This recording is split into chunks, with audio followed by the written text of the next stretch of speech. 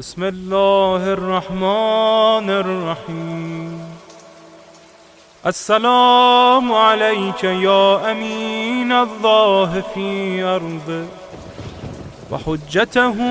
على عباده. السلام عليك يا أمير المؤمنين. أشهد أنك جاهدت في الله حق جهاده وعملت بكتابه واتبعت سنن نبيه صلى الله عليه وآله حتى دعاك الله إلى جواره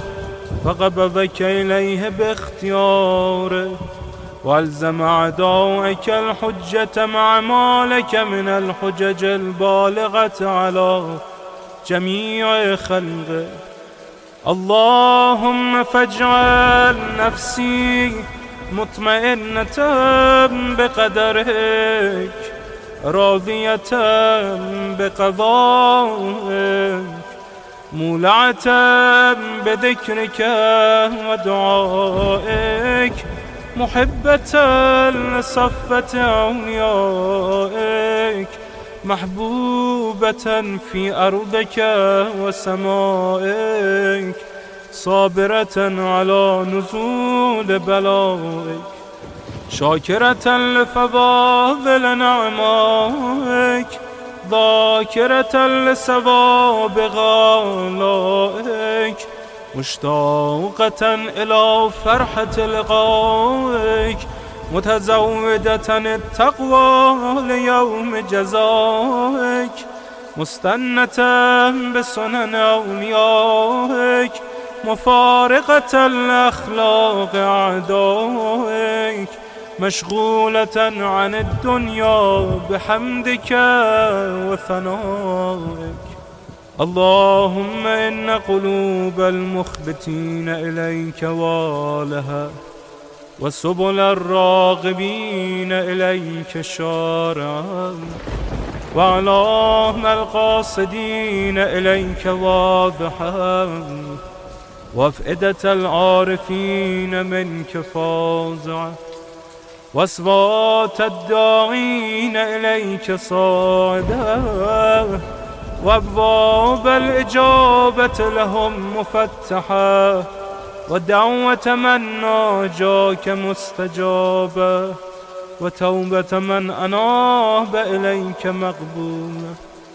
وعبرة من بكى من خوفك مرحومة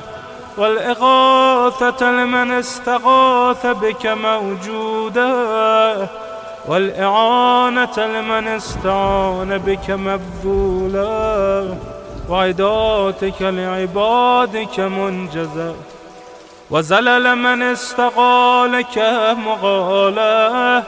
وأعمال العاملين لديك محفوظة وارزاقك إلى الخلائق من لدنك نازلة وعوائد المزيد إليهم واصلة وذنوب المستغفرين مغفورة وحوائج خلقك عندك مغفية وجوائز السائلين عندك موفرة وعوائد المزيد متواترة وموائد المستطعمين معدة ومناهل الظماء مترعة. اللهم فاستجب دعائي واقبل ثنائي واجمع بيني وبين أوليائي بحق محمد وعلي وفاطمة والحسن والحسين إنك ولي نعمائي ومنتهى مناي وغاية رجائي في منقلبي ومثواي أنت إلهي وسيدي ومولاي اغفر لأوليائنا وكف عنا أعداءنا واشغلهم عن أذانا وأظهر كلمة الحق واجعلها العليا وأدحض كلمة الباطل واجعلها السفلى إنك على كل شيء قدير.